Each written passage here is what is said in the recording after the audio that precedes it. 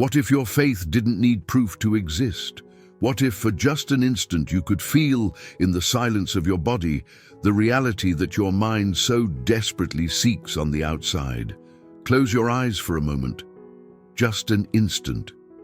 Feel the weight of your body, the texture of the air entering and leaving your lungs. There is an entire universe pulsing inside you, a universe that listens, that feels, that holds memories in every cell. What if the key to changing everything on the outside was kept in the silence that lives on the inside? I know what it's like to be in that place. Perhaps you recognize yourself here. You do everything they tell you to do.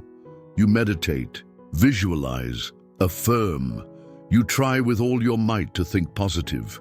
You read the books, watch the videos.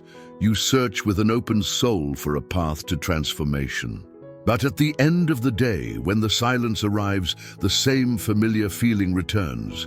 That lump in your throat, that weight on your chest, the reality in the mirror, on the bank statement, in the empty chair beside you, seems to scream louder than any mantra.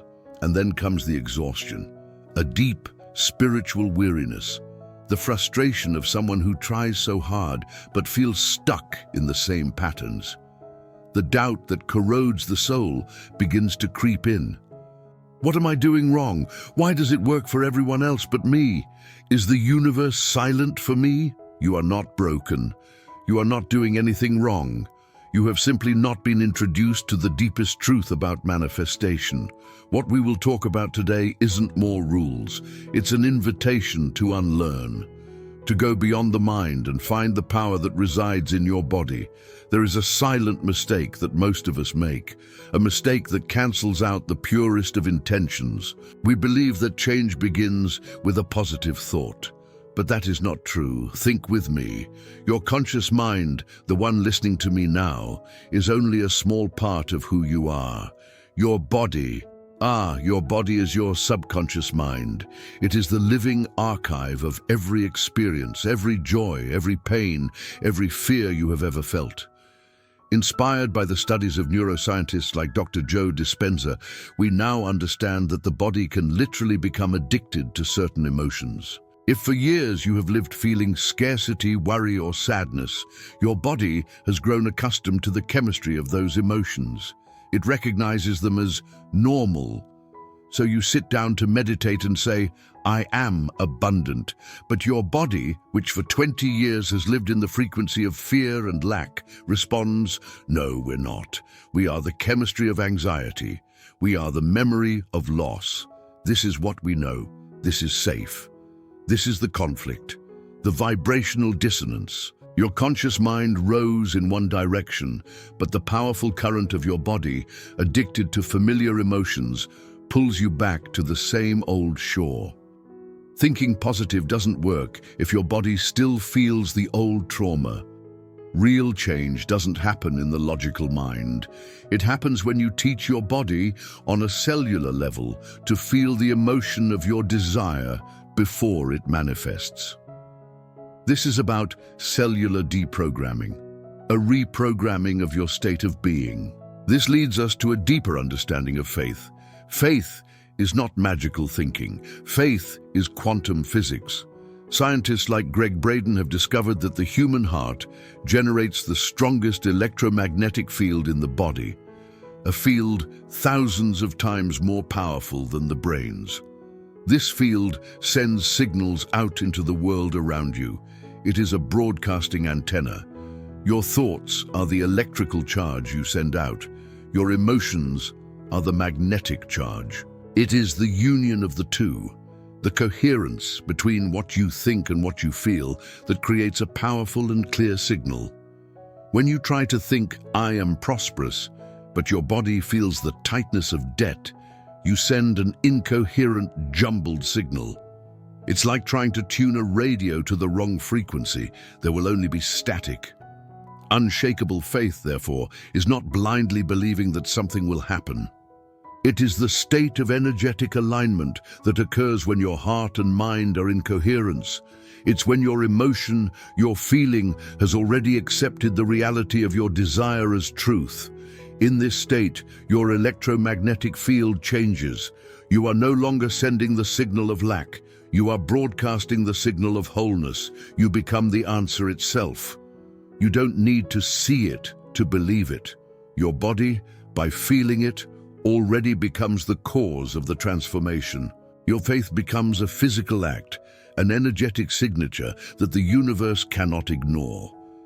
So how do we begin? How do we teach the body a new state of being, especially when we are overwhelmed by pain or paralysis? The answer lies in simplicity. In a subtle practice I call spiritual neurology, inspired by the wisdom of Neville Goddard and the science of neuroplasticity.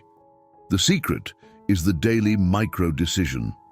This isn't about setting aside an hour for a complex meditation. It's about training your brain and body throughout the day to live from the end, from the perspective of the person you wish to become. Start right now.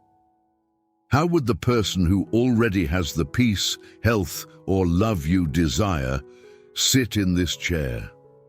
Would they sit with tense shoulders and shallow breath, or with a relaxed, open posture? Adjust your posture. Now. When you drink a glass of water, instead of doing it on autopilot, stop for a second. Feel the water and ask yourself, how would a fulfilled person feel gratitude for this water? Feel that genuine gratitude for something simple. As you walk through your home, walk not as someone who is waiting, but as someone who has already received. Feel the texture of the floor beneath your feet as the owner of your inner kingdom. These are not performative actions. They are micro-doses of a new state of being.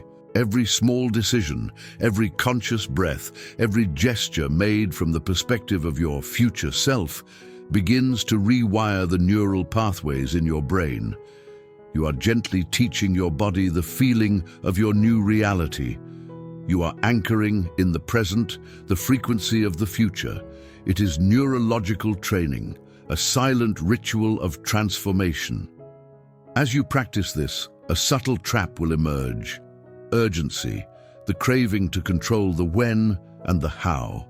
Here, quantum physics offers us a powerful metaphor. It teaches us that in the field of infinite possibilities, everything exists as a wave of potential.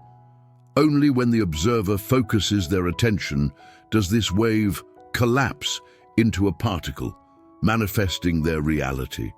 When you maintain a state of being of trust, love, and gratitude, you allow the universe to orchestrate the best way, the best path for your manifestation. You keep the possibilities open. But the moment anxiety and the need for control enter the scene, when will it happen? Why hasn't it arrived yet? Your energy shifts. You are no longer in the frequency of trust. You are in the frequency of lack, of doubt.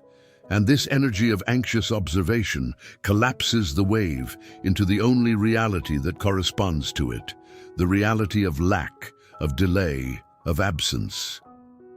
Your eagerness to control the outcome, ironically, dissolves it. Surrender is not passivity.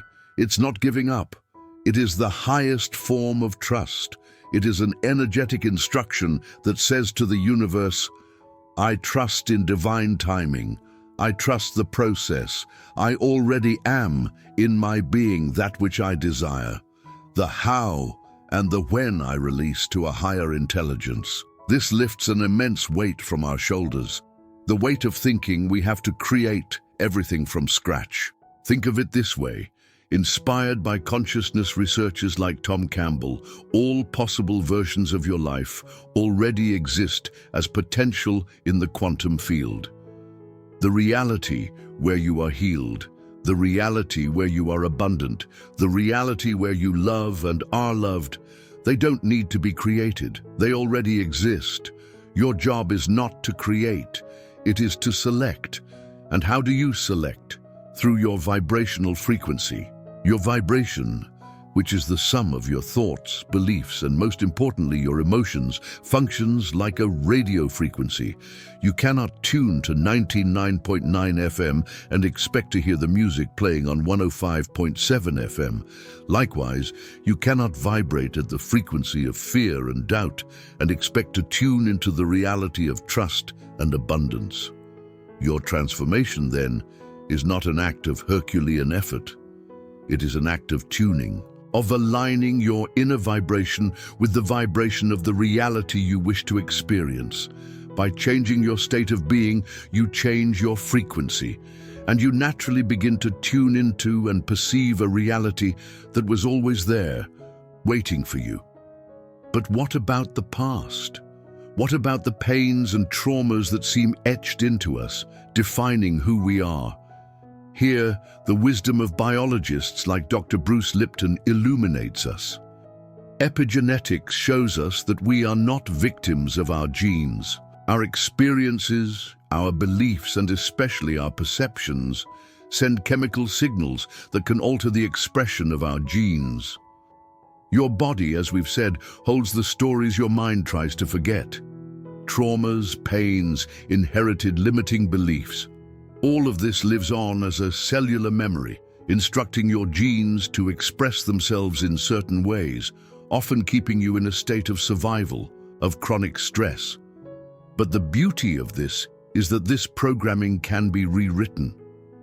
How? By sending a new signal to the cells, a signal more powerful than the trauma of the past. What is this signal? Elevated emotions, gratitude, love, compassion, joy. When you intentionally generate a state of deep gratitude in your body, not just in your mind, but feeling it vibrate in your chest, you are literally sending new chemistry, a new electrical signal to your cells. You are telling them, the danger has passed. We are safe. It is time to create. It is time to heal. This practice, repeated with consistency, begins to rewrite your biological memory. Healing is not just a mental forgiveness, it is a cellular reprogramming. You are literally healing the past at the most fundamental level of your being. Your body listens to everything your soul whispers.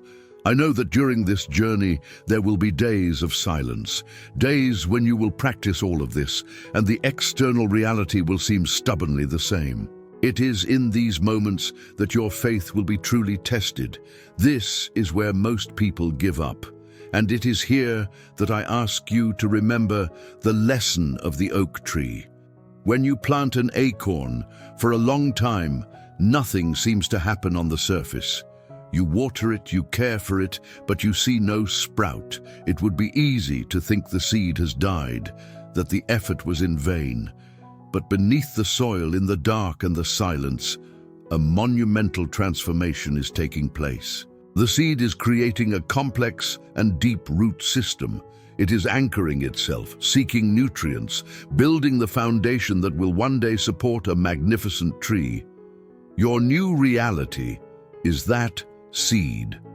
The period of silence, where nothing seems to happen, is not an absence of progress. It is the root-growing period.